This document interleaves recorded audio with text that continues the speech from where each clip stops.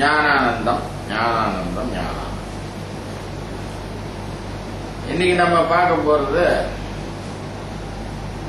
குப்புசாமியோட கதை. நமக்கு நார்மலா குப்புசாமி தெரியும்.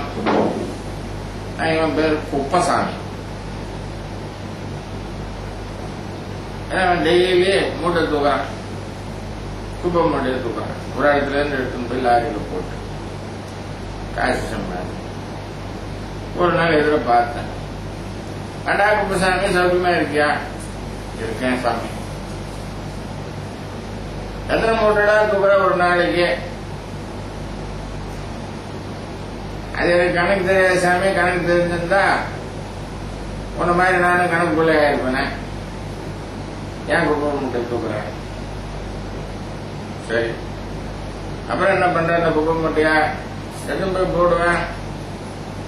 மூட்டைக்குள்ள என்ன இருக்குன்னு தெரியுமா? தெரியாது சாமி. மூட்டையா இருக்கும், மூட்டையை எடுத்து போய் ஒரு இடத்துல வைக்கணும். அதுதான் என் வேலை. நாள் முடிஞ்சதுன்னா கூலி கொடுப்பாங்க. ஏதோ ஒரு பட்டை சோறு சாப்பிட்டு நான் மதியம் தூங்குவேன்.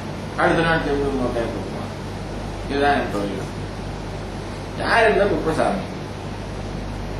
நீர் தான் இந்த குப்பசாமி. நான் தான் இந்த குப்பசாமி.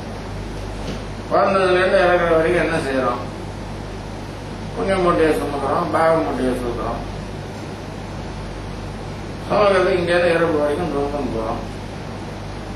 கொஞ்சம் புண்ணியத்தை செலவழிக்கிறோம், நிறைய பாவத்தை பண்றோம். இல்ல சாமி, என்னோட புண்ணியம் பாவம் தான் ரொம்ப கண்ட்ரோலா இருக்கு. ஆனா எனக்கு என் கண்ணுக்கு தெரியல எவ்வளவு புண்ணியம் இருக்கு, எனக்கு எவ்வளவு பாவம் இருக்குன்னு கணக்கு தெரியலையே. தெரியாது. எதிராக கண்ணுக்கு தெரியும். செலவழிக்கும் போது வர சுப துக்கங்கள் நமக்கு கண்ணுக்கு. சுபம் வந்தா சந்தோஷம் தான் இருக்கு. துக்கம் வேணாம். என்னது தூக்கின்னு போறோம்? மூட்டை. அந்த மூட்டைக்குள்ள என்ன இருக்கு? அது எப்படி செலவழிக்கணும்? தூக்கணுமா? முதல்ல அது யாரு ஓனர்? அது யாரு தூக்கி அந்த தலையில வச்சா? எங்கேருந்து வருது இந்த மூட்டை?